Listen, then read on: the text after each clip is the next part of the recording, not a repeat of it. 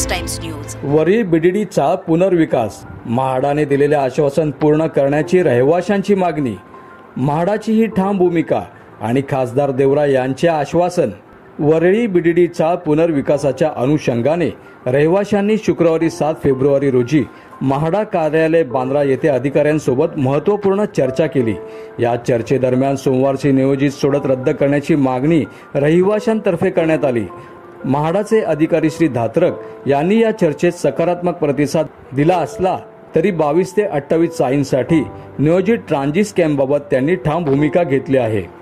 म्हाडाने स्पष्ट केली की या चाळी न तोडता इतर चाळीतील रहिवाशांसाठी तात्पुरता निवासाची व्यवस्था केली जाणार आहे। तसेच रहिवाशांना जरी 2 महिन्यात ताबा देण्यात आला तरी पार्किंगच्या सुविधेसाठी डिसेंबरपर्यंत तडजोड करावी लागेल असे म्हाडाच्या अधिकाऱ्यांनी सांगितले।